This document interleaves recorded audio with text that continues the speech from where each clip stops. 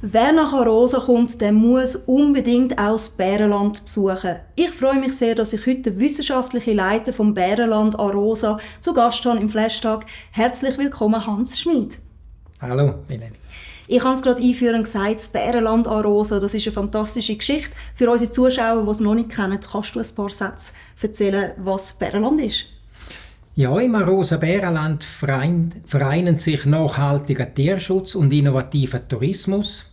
Das heisst konkret, wir nehmen im Arosa Bärenland nur Bären auf, wo die internationale Tierschutzorganisation Vier Pfotos ganz misslichen Haltungen rettet und dann auf Arosa bringen, und wir den Bären in Arosa ein artgemäßes Leben ermöglichen. Das ist wunderschön. Ich war heute im Bärenland, ich durfte es besuchen und habe die Bären gesehen. Aktuell sind es 4 Bären, die bei euch leben. Wie viel Kapazität hättet ihr? Das Bärenland ist ausgerichtet in Zusammenarbeit mit Vier Pfoten auf total 5 Bären. Und sag mal, du hast vorher gerade angesprochen, es sind 4 Pfoten, die euch die Bären gebracht haben. Woher stammen die Bären? Was sind das für Tiere, die bei euch landen? Ja, das sind alles Tiere, die sie aus ganz schlechten Haltungssystemen, und da sprechen wir von Käfig, Eisen, Beton, rettend. Und in diesen Käfigen entwickeln die Tiere schwere Verhaltensstörungen. Und auch wenn sie in Arosa ankommen, die Tiere können nichts. Die können nur 10 Stunden am Tag am Gitter hin und her laufen. Und das machen sie am Anfang in den ersten Wochen sogar auch bei uns. Wir lassen sie dann aber in dieser artgemäßen Natur einfach lernen. Und sie könnten die artgemäßen Bedürfnisse ausleben, endlich, plus das natürliche Verhalten lernen und so eigentlich ein artgemäßes Leben in Arosa führen. Ich habe auch gesehen, dass es eine Art Zirkusbär bei euch hat. Wo gibt es denn das noch, dass Bären als Zirkus- oder Vorführtier genutzt werden? Ja, das ist noch gang und gäbe in Osteuropa, aber auch in Südwesteuropa. Und Vier Pfoten ist in diesen Ländern aktiv mit Personal vor Ort, kommen zu diesen Informationen und dann das an eine Rettung führen. Ich habe gelesen, dass du sehr lange der Leiter warst von der Tierpflege im Zoo Zürich, über 1999 bis 2020, also sehr lange Zeit. Wann bist du auf den Bär gekommen? Das war noch kurz vor 1999. Schon bevor du zum Zoo Zürich gegangen bist? Ja, okay. Wo der Zoo Zürich die neue Nebelwaldanlage für Brillenbären eröffnet hat. Und dort durfte ich als junger Verhaltensbiologe beratend mithelfen.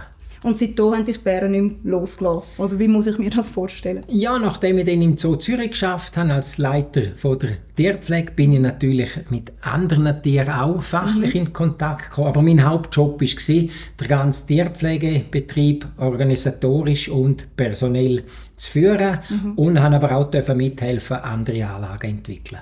Andere Anlagen entwickeln. Also du bist auch in der Entwicklung vom Bärenland in Arosa beteiligt gewesen, sehr früh, bevor du dann die Leitung übernommen hast. Du bist auch in Arosa aufgewachsen. Was bedeutet dir das, dass das Bärenland ausgerechnet in Arosa ist? Ja, das ist ganz persönlich emotional ein Lottosiebner für mich.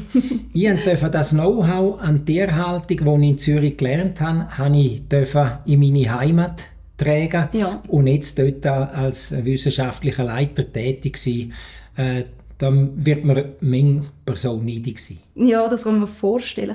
Aber erzähl mir auch für den Bär, wie ist denn das für einen Bär in Arosa? Entspricht das dem naturellen Habitat des Bär oder ist das auch eher außergewöhnlich für den Bär? Das war während Jahrmillionen ganz normal gewesen.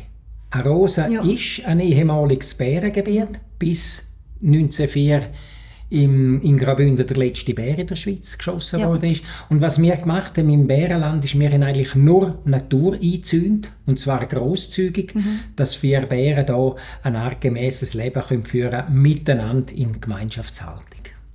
Du hast gerade vorher angesprochen, also bis Anfang, also 1904, glaube ich, hat es bei uns Bären gegeben, wilde. In Italien gibt es nach wie vor wilde Bärenpopulationen. Ab und zu schaffen die das auch, einzeln in die Schweiz zu kommen.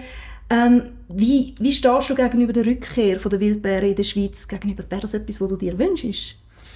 Ja, ich wünsche mir das für die Natur, weil der Bär hat seit Jahrmillionen hier gelebt. Und seit der nicht mehr ist, fehlt im Ökosystem etwas. Aber es ist dort natürlich eine grosse Herausforderung, weil im Gegensatz zu den Wölfen, die für die Menschen ungefährlich sind, ist bei den Bären ist ein gewisses Gefahrenpotenzial da. Eine Bärin, die die Jungen verteidigt, das kann tödlich sein. Und da, wenn die Schweizer Gesellschaft den Bär akzeptiert, dann müssen wir aber auch wieder lernen, wie gehen wir in die Natur raus mit wilden Bären. Da müssen wir wieder lernen. Ja. Das verstehe ich absolut. Und jetzt, wenn man den Bär anschaut als solches, du hast ganz viele Geschichten jetzt gehabt und auch sehr viele traurige Geschichten, nehme ich an, die du miterlebt hast. Gibt es da eine Geschichte, die du besonders beeindruckend findest? Ja, da gibt es einen Haufen Geschichten. Was mich am meisten beeindruckt, ich habe ja viel Tierhaltungserfahrung, aber ich habe nie die Erfahrung mit derart traumatisierten, verhaltensgestörten Tieren. Wir im Arosa-Bärenland, also ich, meine Mitarbeiterinnen, wir haben diesen Bären Vertrauen geschenkt und haben sie lernen lassen. Und es ist für uns alle sehr beeindruckend, wie die, wenn sie ankommen, nichts können und wie die in den Wochen, Monaten und Jahren zunehmend das natürliche Verhalten lernen. Ja. Dass das wirklich zu einem vollständigen natürlichen Verhalten führt, das habe ich nicht unbedingt erwartet, aber das ist eingetroffen. Das beeindruckt jedes Mal, wenn ein neuer Bär kommt. Wieder vom Neuen. Du sagst, wenn ein neuer Bär kommt, wie muss man sich das vorstellen? Kommt das öfter vor oder haben ihr jetzt die 4 und die werden wohl noch eine lange Zeit bei euch bleiben, bevor ein neuer Bär dazukommt? Ja, die 4 sind gesund und munter, haben das gesamte natürliche Verhalten angenommen und es wird erst wieder ein Bär ersetzt, wenn ein Bär stirbt. Weil die Bären werden jetzt zeitlebens, also das Leben B ist jetzt im Arosa-Bärenland nicht nochmal irgendein stressiger Transport und eine stressige Neuankunft, sondern jetzt ist ein artgemäßes Leben da. Sie sind da die Heime angekommen in dem Sinn. Das sind jetzt Aroserinnen und Aroser. Aroser geworden. Das ist sehr schön. Dann möchte ich dich noch fragen, wir haben es vorher gehört, auch der Bär, der einen Winterschlaf macht oder die Mutter, wenn sie Junge bekommt, was eher im Frühling ist. Jetzt für einen Besucher, der nach Arosa kommt, wann ist die beste Zeit, um im Bärenland die schönen Bären anzuschauen? Ja, also die beste Zeit ist, ich sage, gerade während der Sommersaison. Weil sie kommen dann so nach der Schneeschmelze, Ende April, Anfang Mai, kommen sie zur Winterruhe raus, liegen aber noch sehr viel rum. Sind sie noch ein bisschen faul? Sind sie faul, es hat noch wenig Nahrung, sie müssen noch Energie sparen, macht alles Sinn aus Sicht der Bären. Und dann so auf die Sommersaison, wenn das losgeht, dann sind sie zunehmend aktiv, weil sie müssen auf Nahrungssuche gehen. Und weil wir im Arosa-Bärenland möglichst viel Natur bieten, bieten wir auch eine aufwendige Nahrungssuche. Wir tun jeden Morgen das Futter geschnetzelt, flächendeckend verteilen, dass wir den ganzen Tag auf der Nahrungssuche sind.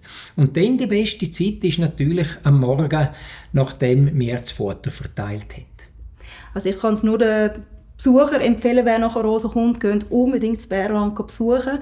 Der Frühaufsteher wird belohnt, offensichtlich. Darf ich dich als abschliessende Frage noch stellen? Wir haben Arosa besucht, das Bärenland ist ein Teil davon. Was ist für dich noch so ein Geheimtipp in Arosa, wenn man schon einen Besuch da macht, ausser dem Bärenland? Wo soll man sonst hingehen? Also sehr attraktiv ist auch der Eichhörnli-Wald. Geht es auch um Naturerlebnis. Eichhörnli kann man sogar füttern. Und was zunehmend sehr attraktiv ist, ist die Bike-Szene. Die Bike-Szene, sehr schön. Hans, herzlichen Dank, bist du da gewesen und hast uns Einblick gegeben in deine Bärengeschichten. Merci vielmals. Ich habe zu danken.